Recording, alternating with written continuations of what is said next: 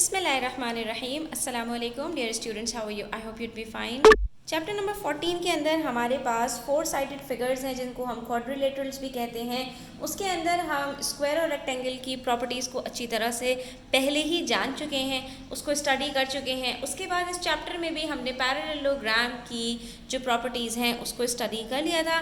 Now we have another 4 sided figure that is rhombus. ठीक है, अब आज हम ये जानेंगे कि रोम्बस की कौन कौन सी प्रॉपर्टीज़ होती हैं, यानी कौन सी 4 साइडेड फिगर को हम रोम्बस कह सकते हैं। ठीक है, प्रॉपर्टीज़ का मतलब यही होता है बच्चों कि एक फिगर के अंदर कौन कौन सी चीज़ें पाई जाएं, कौन कौन सी प्रॉपर्टीज़ हों कि उसको उस फिगर का नाम दिया जा सके।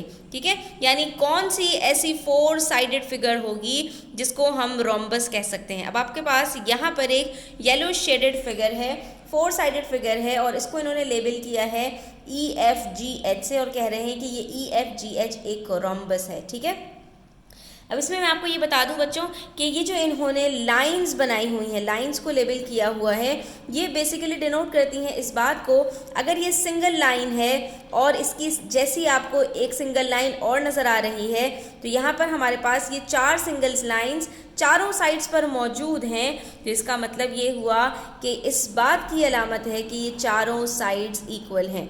ठीक है, ये वाली जो लाइंस होती हैं ये इस बात को डिनोट करती हैं। और अगर कहीं पर सिंगल लाइंस हैं और कहीं पर डबल लाइंस भी हैं आपके पास, तो समझ लीजिए कि जो सिंगल लाइंस हैं वो आपस में इक्वल हैं और जो डबल लाइंस हैं वो आपस में इक्वल हैं, लेकिन सिंगल लाइन और डबल लाइन एक दूसरे के इक्वल नहीं होती। इसका मतलब हमें यहाँ पर पहली चीज़ ही पता चल गई कि रोम्बस के अंदर चारों साइड्स इक्वल होते हैं। उसके बाद आपको एरोज नज़र आ रहे होंगे, तो एक जगह पर आपको जो एरोज नज़र आ रहे हैं EH और FG साइड के ऊपर, तो यहाँ पर आपको सिंगल एरो नज़र आ रहा है। इसका मतलब है कि आपके पास ये जो 2 लाइंस हैं EH और FG आपस में पैरेलल हैं। EH और FG are parallel to each other. ये एरो हमें पैरेलल की तरफ इशारा करता है। लेकिन अगर हम बात करें EF और HG की, तो यहाँ पर हमारे पास पेयर ऑफ एरोज हैं। ठीक है, यानी डबल एरोज हैं, तो इसका मतलब है कि EF is parallel to HG।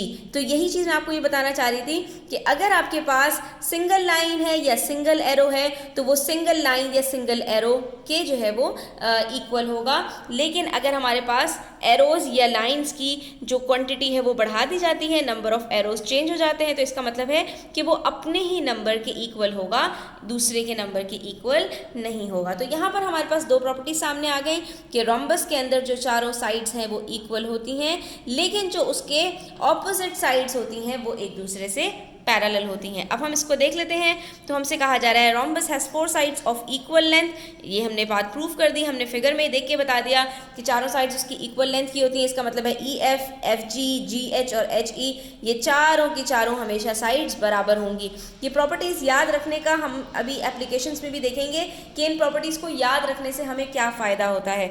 उसके बाद कह रहे हैं EF and HG are parallel to each other, ये हमने देख लिया। इसी तरह से EH एंड FG, EH और FG ये भी आपस में पैरेलल है, ये भी हमने देख लिया। नेक्स्ट हमसे कह रहे हैं the opposite sides are parallel to each other और rhombus has 2 pairs of parallel sides. तो हमारे पास 2 प्रॉपर्टीज़ यहाँ पर आ गई, चारों साइड्स इक्वल होती हैं, लेकिन अगर हम पैरेलल की बात करें तो ऑपोजिट साइड्स जो है वो पैरेलल होती हैं। उसके बाद हम जब साइड्स इक्वल होती हैं ना, तो वहाँ पर एंगल्स भी उसी तरह से इक्वल होते हैं। तो हमें यहाँ पर बताया जा रहा है कि क्योंकि यहाँ पर चारों साइड्स हमारे पास इक्वल हैं, इसका ये हरगिज़ मतलब नहीं है कि चारों एंगल्स भी इक्वल होंगे, क्योंकि ये स्क्वायर नहीं है।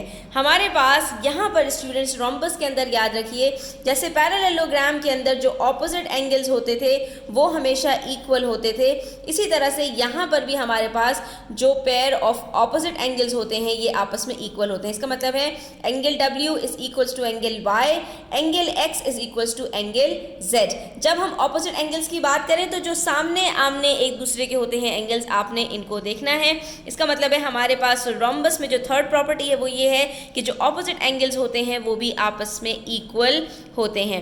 और जो चौथी चीज़ है स्टूडेंट्स वो आपने याद रखनी है, और वो ये है, जैसे पैरेललोग्राम के अंदर ये होता था कि जो एडजेसेंट एंगल्स होते थे उनका सम हमेशा 180 डिग्री होता था। इसका मतलब है angle x plus angle y 180 degree के बराबर होगा।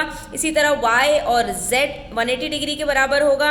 इसी तरह से z और w ये भी 180 डिग्री के बराबर होगा और w और x भी 180 डिग्री के बराबर होगा। और वजह उसकी ये है कि जब दो साइड्स आपके पास पैरेलल होती हैं तो उसके बीच में बनने वाले जो एडजेसेंट एंगल्स होते हैं वो आपके पास हमेशा 180 डिग्री के इक्वल होते हैं। और रोम्बस के अंदर तो हमारे पास होते ही पैरेलल साइड्स के जो पेयर्स हैं, यानी कि हर ऑपोजिट साइड्स पैरेलल होती है। ये दोनों भी पैरेलल हैं और ये दोनों भी पैरेलल हैं। इस वजह से हमारे पास यहाँ पर हर दोनों एडजेसेंट एंगल्स जो है वो एक दूसरे के 180 डिग्री का सम होते हैं। तो इसका मतलब स्टूडेंट्स यहाँ पर एक चीज़ और भी हमें पता चली कि the sum of each pair of angles between a pair of parallel sides of a rhombus is equal to 180 degree. इसका मतलब है कि एंगल W और Z भी 180 डिग्री के बराबर हैं और X और Y भी 180 डिग्री के बराबर हैं। ठीक है, तो यहाँ पर हम इसको समराइज कर सकते हैं इस तरह से कि in a rhombus opposite sides are equal. ठीक है, पहली बात कि हमारे ऑपोजिट साइड्स हमेशा पैरेलल होते हैं, सॉरी इक्वल नहीं पैरेलल होते हैं। All sides are equal, equal सारे साइड्स होते हैं जैसे कि स्क्वायर के अंदर होते हैं। तो यहाँ पर हम कह सकते हैं कि साइड्स की लेंथ की बात की जाए तो स्क्वायर और रोम्बस की प्रॉपर्टी सेम है कि स्क्वायर में भी चारों साइड्स इक्वल होती हैं और रोम्बस में भी चारों साइड्स इक्वल होती हैं। और अगर इसी में हम चले जाएं रेक्टेंगल की तरफ और पैरेललोग्राम की तरफ, तो जैसे रेक्टेंगल के अंदर सिर्फ ऑपोजिट साइड्स इक्वल होती हैं, इसी तरह से पैरेललोग्राम के अंदर भी सिर्फ ऑपोजिट साइड्स इक्वल होती हैं। इस तरह से चीज़ों को रिलेट किया करें तो आपको चीज़ें याद रखने में हमेशा आसानी रहेगी। सेकंड हमारे पास है all sides are equal in length के बाद ऑपोजिट एंगल्स आर इक्वल। तो ऑपोजिट साइड्स पैरेलल होती हैं, ऑपोजिट एंगल्स इक्वल होते हैं और sum of each pair of angles between two parallel sides is equals to 180 डिग्री। स्टूडेंट्स देखें, अगर आप इसका रट्टा मारेंगे, मैं यहाँ पर आपको एक टिप दे रही हूँ कि अगर आप इसको रट्टा मारेंगे तो मैं यकीन से कह सकती हूँ कि आप एग्जाम में जाएंगे और भूल जाएंगे। लेकिन अगर आप क्वेश्चंस की प्रैक्टिस करेंगे, जैसे कि यहाँ पर आपके पास कुछ क्वेश्चंस दिए गए हैं पेज नंबर 288 पर, जो हम नेक्स्ट वीडियो में इंशाल्लाह डिस्कस भी करेंगे, तो आप मेरी बात लिख कर रख लीजिए। आप इंशाल्लाह एग्जाम में जब भी क्वेश्चंस करने के लिए बैठेंगे तो आप कभी भी नहीं भूलेंगे। मैथ्स को करने का तरीका यही है कि आप इसको लिख कर जो है वो प्रैक्टिस करते हैं, आप इसको ज़बानी याद नहीं करते। ठीक है, ये बाकी सब्जेक्ट्स की तरह नहीं होती कि इसका रट्टा मार लेने से आप एग्जाम के अंदर बहुत अच्छा परफॉर्म कर पाएंगे। ठीक है, तो आज के लिए इतना ही। आई होप स्टूडेंट्स कि आपको ये प्रॉपर्टीज़ कुछ याद हो गई होंगी और जब हम इसको इम्प्लीमेंट करेंगे तो आप उसको वहाँ पर अप्लाई कर पाएंगे।